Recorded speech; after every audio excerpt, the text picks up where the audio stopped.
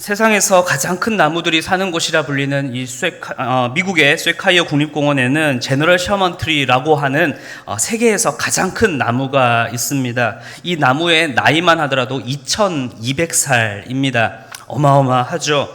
이 외에도 이 공원에는 수많은 나무와 또한 숲이 우거져 있는데요. 이 공원이 건강하게 유지될 수 있는 비결이 아이러니하게도 바로 산불입니다. 1960년대 이전까지만 해도 이 산불이라고 하면 숲과 나무에는 재앙과 같은 것이어서 어떻게 해서든 이 불들을 껐다고 합니다. 그런데 이상하게도 이 불이 다 이제 사라지고 나오지 않자 어린 묘목들이 자라지 못하고 숲의 나이가 점점 더 늙어갔던 것이죠. 뒤늦게 이제 연구를 해보니 놀라운 사실을 발견했습니다. 낮은 강도의 이 산불에서 나오는 이 열기가 이 쇠카이어 나무의 이 단단한 솔방울 껍질을 좀 더 쉽게 열 수 있도록 하고, 또 토양에 있는 불순물들이나 해충들을 죽여서 씨앗들과 어린 묘목들이 건강하게 자랄 수 있는 토양으로 만들어 주었던 것입니다.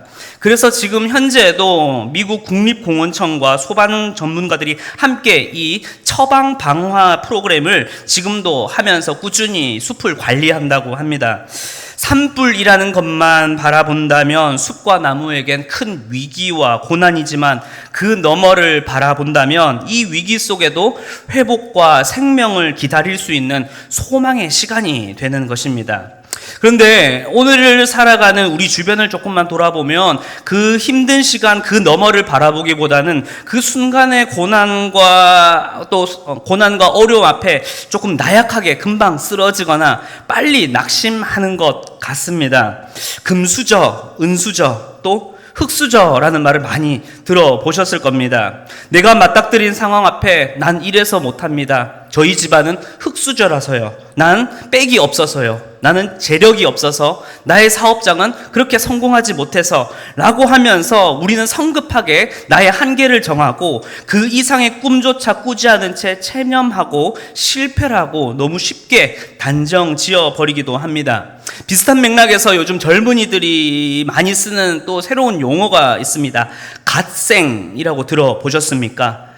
갓김치도 아니고 갓생이 뭐냐 이제 생각이 되시는데, 이거는 신처럼 참 멋지고 바람직하게 사는 삶이라는 뜻으로 예를 들자면 이렇습니다. 남들보다 아침 일찍 새벽 4시 반 5시에 일어나서 멋지게 러닝 10km 딱 뛰고 싹 샤워하고 멋있게 밥 딱 먹고 내가 계획한 대로 일과 공부와 그리고 내 모든 일정들을 내 스스로 만족할 수 있는 부지런하고 바람직한 생활을 내가 성취해 나아가는 삶인 거죠. 그런데 곰곰이 한번 생각해 봅시다. 우리가 물론 신처럼 살 수는 없겠지만 적어도 내 삶이라면, 내 인생이라면 부지런하고 만족스러운 삶이 되도록 노력하는 게 당연한 것이 아닐까 생각해 봅니다. 결국 이 오늘의 시대, 우리가 살아가는 이 상황을 대변해주고 있는 이러한 밈이나 유행어, 흙수저, 금수저, 갓생을 산다라고 하는 이런 말의 그 속을 한번 들여다봅시다. 그 안에는 우리가 생각하는 높은 기대치가 어느새 기준이 되어버려서 그 기준을 뛰어넘는 꿈을 꾸기보다는, 쟤는 갓생을 사네? 쟤는 금수저니까, 쟤는 집안이 그러니까 라고 하며 그저 현실에 우리는 머물러서 그저 동경만 하고 부러워만 하고 있는 것입니다. 그리고는 나 자신을 현실의 벽 앞에 너무나 성급하게 난 흙수저니까, 나의 집안은 이러하니까, 우리 가정은 어려우니까, 또 난 빽이 없으니까 라고 하며 너무나 성급하게 그 기준에 미달로 두어 그렇게 나를 절망 앞에, 또한 그렇게 실패 앞에 방치해두고 있진 않은가 생각해 봅니다. 오늘 유다 백성들의 모습도 그러하였습니다. 오늘 6장 맨 앞절을 보게 되면 남유다를 그나마 안정적으로 잘 이끌어왔던 이 우시야 왕이 세상을 떠나게 됩니다. 위기가 찾아온 거죠. 또 대외적으로는 이 아수르의 디글랏 빌레셀이라고 하는 이 사람을 통하여서 서방 주변 지역과 그리고 북이스라엘까지 막 진격을 하게 되면서 이 나라까지도 이제 우리 남유다에까지 이러한 위험이 찾아오는 것 아닌가라고 하는 위험천만한 상황을 이 남유다는 맞이하고 있습니다. 그렇게 나라의 기둥이 무너지고 적의 위협 속에서 유다들은 두려움과 실패감에 젖어 있습니다.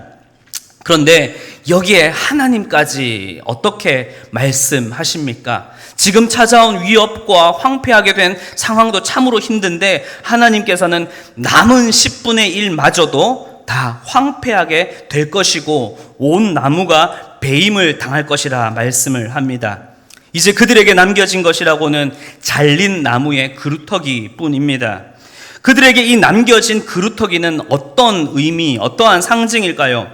잘린 나무는 당시의 어떤 왕권의 몰락, 그리고 죽음, 심판을 의미합니다. 백성들의 시선에 이 남겨진 그루터기는 무엇으로 어떻게 보였겠습니까? 나뭇잎도 없고 열매도 없고 아무 쓸모도 없는 단지 과거의 영광이 몰락해버린 그 상처만 나에게 남겨주는, 그 영광이 사라진 그 앙상한 모습만 보여주는 절망과 실패의 상징이 어찌 보면 바로 이 그루터기였습니다. 제 아무리 그루터기라 하더라도, 그것을 놓으신 분이 선하신 하나님이라 하더라도 이 현실은 너무나도 가혹하고 원망스러웠을 것입니다. 제가 사역을 하며 또 신방을 하며 여러 성도님들의 많은 이야기를 들으며 성도님들께서 말씀하시는 말 중에 참 와닿는 말 한 구절이 있습니다. 바람 잘 날이 없다라는 말입니다. 주변을 조금만 돌아보고 우리 다락 식구들만 보더라도 문제가 크든 작든 그 시간이 길든 짧든 간에 우리 삶의 이 걱정거리와 문제는 참 끊이지 않는 것 같습니다. 조금만 조용하다 싶으면 사업장의 위기와 어려움이 찾아오고 자녀들에 대한 문제와 가족들의 어떤 아픔, 또 상처와 건강의 악화의 문제들, 그 외에 수많은 문제들이 우리 앞에서 계속 찾아오고 그 앞에는 우리는 또 한숨을 쉬며 아휴, 왜 이리 조용한 날이 없냐, 왜 이리 숨을 쉴 수도 없냐 라고 하며 우리는 한탄할 때가 있습니다.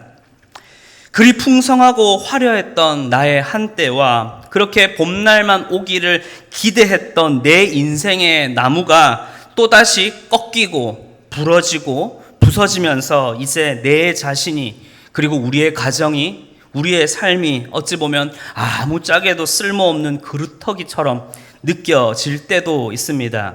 그땐 어떠한 기대의 기준, 세상의 어떠한 높은 가치들을 꿈꾸고 부러워하기는커녕 그저 눈앞에 하루하루를 그냥 살아내야만 하기도 합니다. 여러분, 하나님께서는 왜 나무를 자르시려고 하신 것일까요? 왜 그렇게까지 하시면서까지 이 나무를 자르셔야만 했을까요? 저는 어린 시절에 이제 촌에서 자랐습니다. 정말 산에 막 가고 냇가에서 개구리 잡고 또 이제 논두렁을 뛰어다니던 애가 바로 저입니다. 그래서 한날은 이제 동네 친구들과 이렇게 자전거를 쭉 타고 가고 있는데 저기 논두렁에 막 불이 난 거예요. 그때 우리 아이들의 마음에 나도 모르는 이 정의감이 막 불타오르는 거예요. 우리가 가서 저 화재를 진압하고 우리의 마을을 지키자. 그래, 가자. 이래서 다 같이 뛰어가서 그 논두렁에 있는 불을 막 끄기 시작했어요. 막 옷을 벗어서 막 치고 발로 막 밟아서 막 짓밟고, 또 어떤 친구는 이제 오줌을 쫙 넣으면서, 초등학교 때니까 쫙 넣으면서 이 화재 진압에 막 앞장을 선 거죠. 그런데 좋기 한 20-30분 정도 잠깐 그렇게 껐을 거예요. 그런데 저쪽에서 이제 동네 아저씨가 야! 하면 소리치면서 지금 뭐 하는 거냐고 막 뛰어오시는 거예요. 알고 보니 이제 논에 있는 해충을 없애기 위해서 일부러 그 논두렁을 태우는 것이라 하시더라고요. 여러분, 우리의 시선에 따라 그루터기는 절망의 마침표가 될 수도 있고 반대로 소망의 시작점이 될 수도 있습니다. 유다 백성들에게도 또 오늘 말씀을 바라보는 우리에게도 고난과 위기의 시간은 절망의 순간이었겠지만 하나님께 있어서 그 순간은 바로 우리의 죄와 교만이라고 하는 해충들로부터 바로 하나님의 자녀들을 지키시고 더 정결하고 성숙한 하나님의 사람으로 만드시는 필요한 과정이자 소망으로 향하는 시간이었습니다. 부서짐이 없다면 회복도 일어날 수 없으며 철저히 파괴될수록 더욱 깨끗한 회복이 일어나는 법입니다. 하나님께서는 거룩한 구원 계획의 완성을 위한 철저한 무너짐을 유다 백성들에게, 그리고 오늘 우리에게 요구하셨던 것입니다. 그리고 우리에게 절망 속에서도 시선을 돌이켜 하나님의 소망의 시간을 바라보기를 원하고 계셨던 것입니다. 그렇다면 우리 함께 그 하나님께서는 어떻게 그 소망을 이루어 가시는지 함께 말씀을 통해 보도록 하겠습니다. 오늘 본문 13절 말씀을 우리 함께 읽도록 하겠습니다. 시작. 그 중에 10분의 1이 아직 남아 있을지라도 배임을 당하여도 그 그루터기는 남아있는 것 같이 거룩한 씨가 이 땅에 그루터기니라 하시더라. 아멘. 하나님께서는 그 그루터기는 거룩한 씨가 될 것이라고 말씀하십니다. 그렇게 말씀하시며 이 이스라엘의 그 역사 속에 계속해서 이를 남겨놓으십니다. 이 씨에 대한 예언은 이사야서에서 끝나는 것이 아니라 예레미야서에 들어가서도 계속해서 이 공의로운 가지라는 표현을 통해서 등장하고 있고 130년 정도 그 이상의 시간이 흐르고 난 뒤에 있는 이 다니엘서 4장에서도 이 그루터기는 남겨두라는 메시지가 이 느부갓네살의 꿈을 통해서도 여전히 이야기를 하고 있습니다. 며칠 전에 저희 둘째 아이가 이제 저녁을 다 먹고 씻고 좀 자야 되는데 장난감 정리도 안 하고 씻지도 않고 계속해서 장난만 치고 뛰어다니며 노는 거예요. 그래서 어떻게 할까 싶다가 저녁 시간에 이제 간식으로 주려고 했던 이 뻥튀기를 가지고 왔습니다. 그리고 뻥튀기를 딱 들고 딱 보여주면서 그 드라마 오징어 게임 아시죠? 그것처럼 이번 미션은 장난감 치우기입니다. 상금은 뻥튀기 하나. 준비 시작 하니까 아이가 어떻게 했을까요?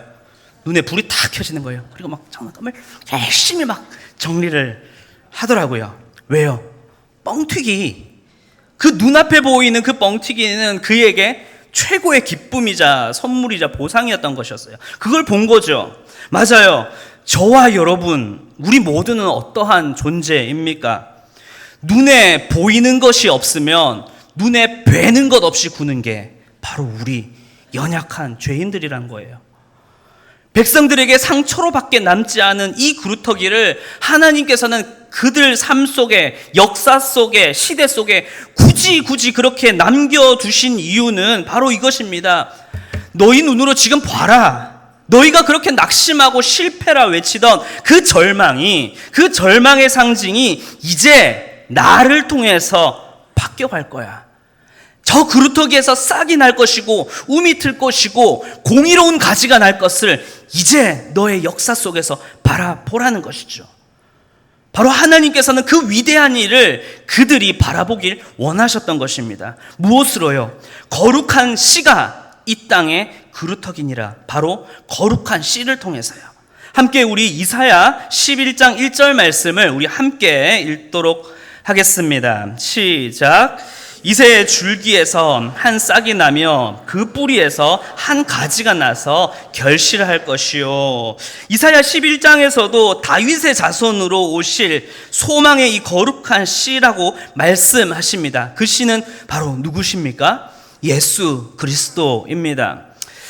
사실 우리가 이 모든 역사와 이 말씀을 알고 있으니 예수님입니다. 거룩한 씨가 바로 우리의 소망입니다. 라고 할 수 있습니다. 그러나 그 이후의 역사, 후대들에게 그리고 신약 시대에서 바라보기에는 예수라는 자도 사실은 실패한 그루터기와 별반 차이가 없었습니다. 보십시다. 메시아라고 그렇게 동방박사들이 찾아왔던 그 자가 어디에서 태어났습니까? 가장 비천한 베들레헴에서 태어나서 가장 비천한 모습으로 그 시골 나사렛에서 지냈습니다. 마지막 그 순간에도 유대인의 왕이라고 그렇게 명패가 붙은 그러한 자가 저주와 죽음의 상징인 나무에 매달려 어떠한 시도조차 하지 않은 채 그냥 너무나도 나약한 인간의 모습으로 힘없이 죽어갔습니다. 세상이 보기엔 울창했던 나무가 잘려서 쓸모없어진 그루터기가 된 것이나 메시아라 왕이라 하던 자가 저주가 가득한 그 나무에 매달려 죽어가는 것이나 똑같은 실패와 절망의 상징과 다름없었을 것입니다. 그러나 여러분 기억하십니까? 철저히 파괴될수록 더욱 깨끗한 회복이 일어나는 것처럼 죽음이 없다면 부활도 없습니다. 예수님께서는 철저히 낮아지심으로 가장 완벽한 회복과 구원을 일으켰습니다. 그것이 무엇입니까? 바로 부활입니다. 그렇습니다. 하나님께서는 우리에게 더 이상 죽음과 절망이 아니라 영원한 소망을 주시기 위해 자신의 가장 사랑하는 아들을 가장 깊은 절망과 저주 속에 밀어 넣으시면서까지 그 절망과 저주 속에 있는 우리를 소망 가운데로 끌어내어 주셨습니다. 그리고 그 모든 사망 권세를 이기신 부활을 바로 이를 믿는 자에게 허락해 주셨습니다. 그리고 이 땅에서의 더 이상 우리의 삶은 절망이 끝이 아닌 영원한 하나님 나라를 바로 우리에게 약속하신 것입니다. 예수 그리스도의 십자가와 부활은 우리의 절망의 순간에 바라보는 가장 위대한 소망이 되는 것입니다. 이제 우리는 오늘의 현실을 바라보며 저주하고 절망하는 것이 아니라 우리의 절망의 이 순간 가장 끝자락까지 찾아오셔서 부활의 산 소망이 되신 예수 그리스도를 우리는 바라보아야 할 것입니다. 바로 그분이 우리의 진정한 소망이십니다. 우리 함께 베드로전서 1장 3절과 4절 말씀을 우리 함께 읽도록 하겠습니다. 시작. 우리 주 예수 그리스도의 아버지 하나님을